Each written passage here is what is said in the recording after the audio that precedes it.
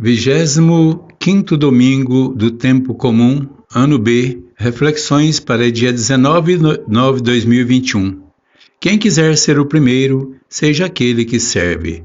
Leitura do livro da Sabedoria, capítulo 2, versículo 12 e versículos 17 a 20. Disseram os ímpios: armemos ciladas ao justo, porque nos incomoda e se opõe às nossas obras. Censura-nos as transgressões à lei e repreende-nos as faltas de educação. Vejamos se as suas palavras são verdadeiras. Observemos como é a sua morte, porque se o justo é filho de Deus, Deus o protegerá e o livrará das mãos dos seus adversários. Provemo-lo com ultrajes e torturas para conhecermos a sua mansidão e apreciarmos a sua paciência. Condenemo-lo à morte infame, porque, segundo diz, alguém virá socorrê-lo. Irmãos e irmãs, qual é o destino dos justos e qual o destino dos ímpios? Os ímpios, certamente, pagãos hostis, que zombavam dos costumes e dos valores religiosos judaicos e que levavam a vida de corrupção e de imoralidade. Com certeza, eram judeus apóstatas que haviam sido contaminados pela cultura grega e que haviam abandonado as tradições e a religião judaica.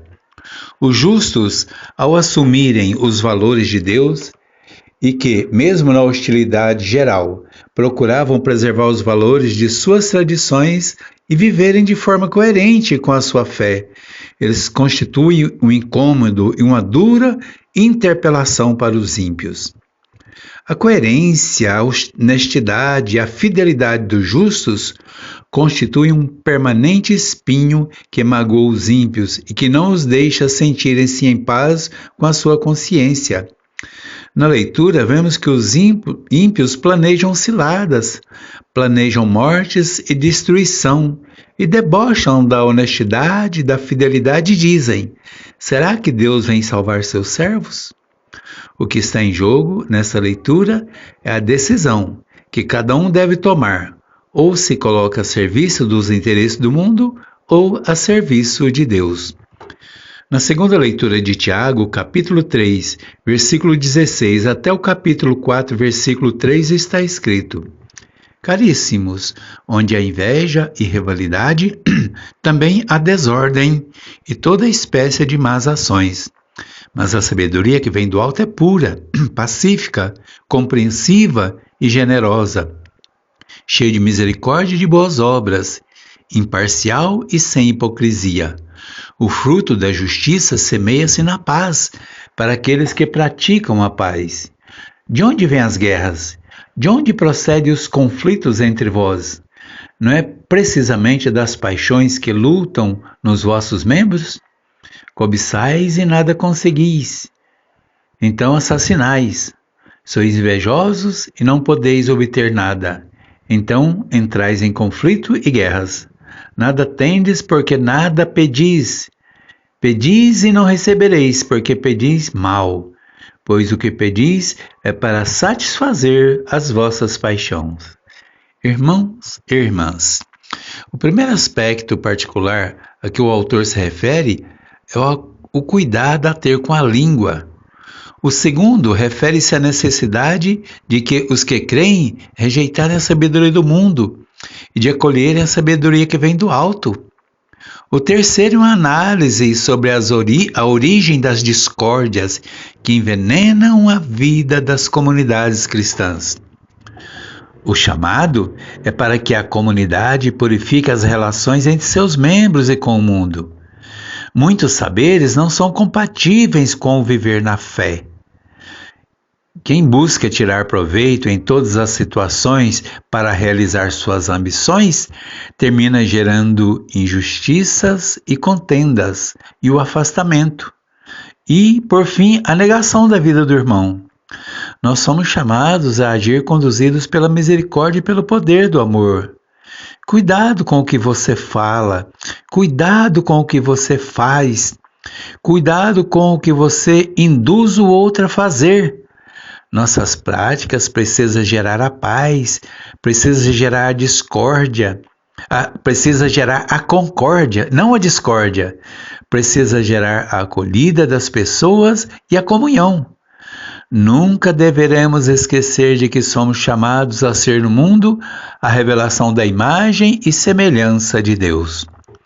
No Evangelho de Marcos, capítulo 9, de 30 a 37, está escrito: Naquele tempo, Jesus e os seus discípulos caminhavam através da Galileia, mas ele não queria que ninguém o soubesse, porque ensinava os discípulos dizendo-lhes: O Filho do Homem vai ser entregue às mãos dos homens e eles vão matá-lo, mas ele, 3 dias depois de morto, ressuscitará.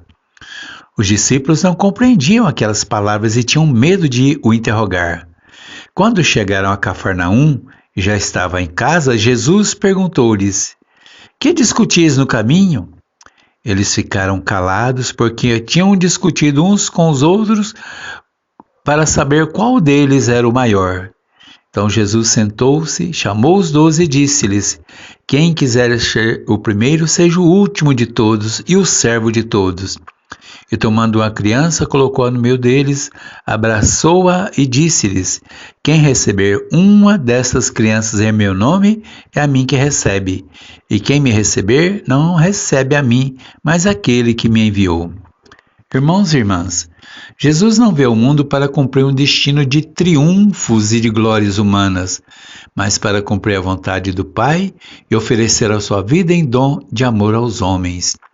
Jesus é muito claro com os discípulos: o Filho do Homem vai ser entregue nas mãos dos homens e eles vão matá-lo. Mas em 3 dias depois da sua morte ele ressuscitará. A missão passa por Cesareia, passa por Galileia, que era considerada a terra dos pagãos.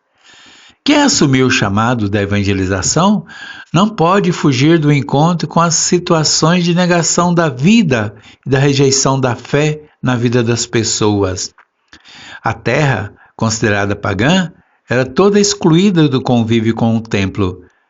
Deus era negado e eles, pelo poder religioso, eram também afastados.